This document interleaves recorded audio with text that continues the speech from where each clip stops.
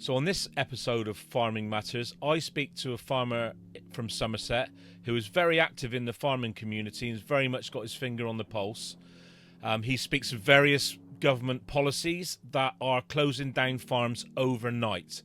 And I think his message is very important for farmers to hear and the public to understand some of the pressures that farmers are under currently, which are closing down farms, which affect our food supply.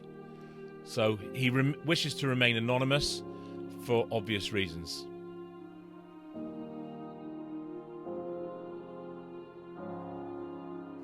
Right then. So I'm currently in a farmer's kitchen who asked me to pop over and wanted to explain what's going on in the farming community. Certainly in the Somerset area, and I'd imagine it'd be going on along nationally. And he didn't want to come on camera because he's still in the system very much, and the things he's going to talk about affect him directly and other farmers he knows. So you're going to hear this farmer tell you about, from his own words, about what farmers are going through now from the government, and he will explain how farmers he knows have lost farms over it. And I'm not sure, I don't want to speak out of turn, but in fact, the next voice you'll hear now will be from said farmer telling you about said problems. So over to you. Hi Clive, afternoon. Just want to bring to people's attention really what the Environment Agency are going around doing. They're either phoning or posting requests to do a Environment Agency inspection. They're saying they've got the right to do this, and what they're saying is basically it's an advisory only meeting, but what happens is they all come round, the woman or the bloke comes round all nicely, does the inspection, goes away, everyone's all happy, and then shortly after you get this this letter come through stating various acts of Parliament and your so-called breaches of the acts of Parliament, giving you potentially 28 days to bring your farm up to scratch. The issue really is majorly heavily in regards to dairy farmers or farmers with silage clamps, slurry pits, or anything. If you've got silage bales within a certain distance away from a ditch, it goes on and on. Most farmers know roughly what these regulations apply to. But the problem you've got is they're giving farmers 28 days notice to bring their farms up to scratch. One dairy farmer locally to us here, it was £500,000 to bring his farm up to so-called these regulations. Well, they shut them down overnight pretty much. Another farm, quite a big beef and lamb finishing unit, been going for many decades, 50 odd years potentially, and had silage clamps in the same position. Never any reports of pollution ever in the area. They've had to give up and just concentrate just on sheep out on the fields because none of their clamps come up to their so-called spec, even though they've been going for donkey's years. No matter what they said, they couldn't pacify them. So they've just rolled over and given up. And this is what I'm thinking is happening. I've now had 2 phone calls now, one from a lady and one from a chap from the Environment Agency. And each time I just basically stated, I said, if I hear of a local farmer that commits suicide because of your actions, I'm going to hold him personally liable. So this is the second phone call now I've had. I'm looking, sadly, going to be getting another one or a vicious letter coming through possibly. So this isn't then just isolated to you. You know other farmers in your locality, in your community. Lots. So it's a policy, basically, of the Environment Agency seems to be going round. And it's different, if I'm right in saying from speaking to you earlier, it's different aspects of it. So you'll get one visit from one department of the Environment Agency, then it gets handed to another department who come down with the enforcement side of it. What I believe is basically the inspector is, just the average inspector. Yeah. And they come round on an advisory aspect and they all nicely, all friendly. Yeah. And it's a bit like planning applications before you put the planning application in. Very much so, yes. Or very much, we think we could be favourable to this in the planning situation. Then you put the plans in and then you get the enforcement notice. So going back to this and your Environment Agency thing, you get an advisory guy or girl come round, looking at your farm, looking at your clamps. I don't understand all the technical bits you're talking about, but farmers will. So they assess your farm in an advisory capacity, and I believe what you're saying is then the advisor steps out of the picture, the friendly guy or girl, and then if you, for want of a better phrase, the enforcement arm turns around and says, you need to do this or else. Yeah. Well, I can show you a letter from one of these farms that sent it to me for advice. Well, perhaps we'll get a copy of that letter. And put obviously, I can't put their name up. No names, but yeah. And it's just really, it's going to be hundreds of thousands of pounds to bring it up to their so-called standard. So hundreds of thousands of pounds for so what sort of size farm would that you're talking about? That was about 400 bullocks. So that's 400 beef finishing unit. So okay, but they've had to sell all their cattle now, and they've just concentrated just for a minute on sheep to see where it all was going to pan out. Yeah. So, I mean, I don't want to put my interjection on it. What do you think's behind this? What's your opinion on what's behind it? I truly believe there's a big agenda at foot to try and phase out beef and lamb farming well before 2049. There's supposed to be a 50% reduction on beef and lamb farming by 2035. I can show you the document for this. And then by 2049, they want all beef and lamb farming phased out. So I'll let me have the document that you're talking about. I'll put it in I'll link it in the description below for other farmers that are in this field. I don't profess to be an expert in this field. That's why I wanted the farmer to speak with his own words on what he sees is going on.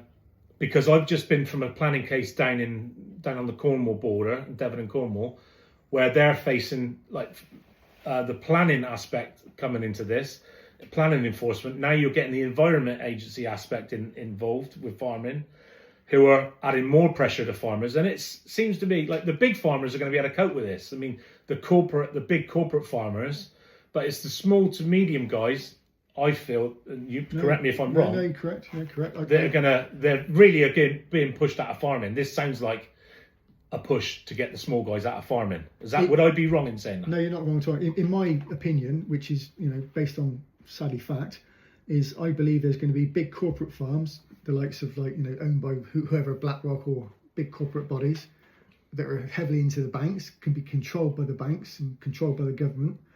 And then you can have nothing in the middle like me, where I was free farms. And then you're going to have maybe at the bottom, you can have the little smallholders just growing a few fruit and veg and bits and bobs. So you have small scale, someone like me with a small holding who just wants to sustain themselves and their family, maybe sell a bit back to the community. But you just said you had 3 farms. Is that part of this? You've had to scale back to? Yeah, I scaled back to 1.5 almost now. So we're less. We were almost 400 acres. We're now down to about 160 now.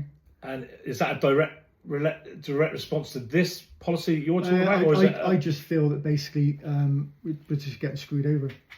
We're just getting absolutely screwed over. I was at a recent WTF festival, which is on the channel, and I asked the farmers there, do they think the government have farmers in the future? I.e., is farming as we know it in the future of government policy? And not all the farmers said no, they're not in the plans of the government.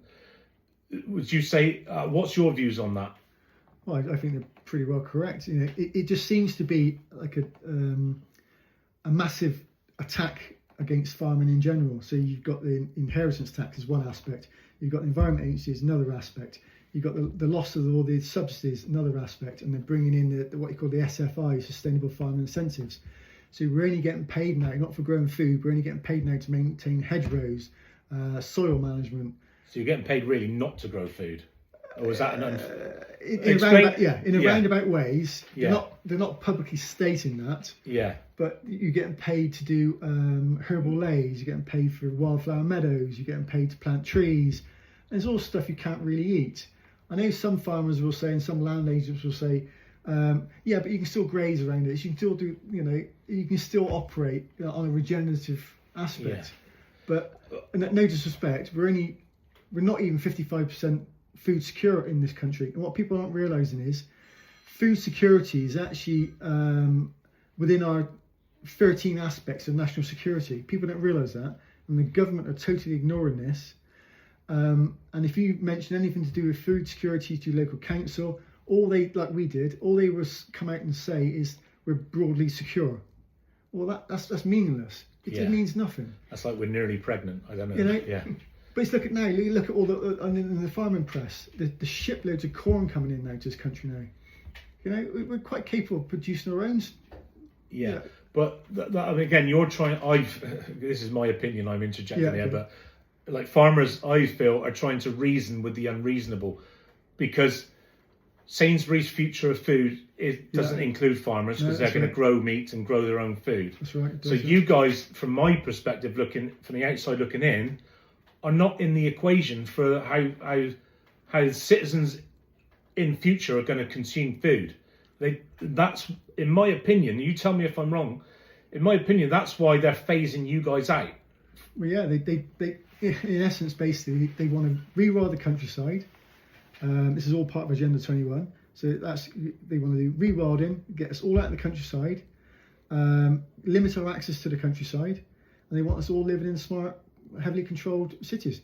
Look at what's happening to the Dutch farmers. 3,000 Dutch farmers have been potentially shut down under the big lie of moisture reduction to build the tri-state city. And that's going to be a massive city, potentially 50 million people, bordering on Belgium, Germany, and the Netherlands. So you see this as a bigger, like, Agenda 2030 type issue? Part of it, yes. Yeah. So so going back to local level, like we're in a farm in Somerset, well, I mean, you don't have to convince me, but that would be the Agenda 2030 policy being run out.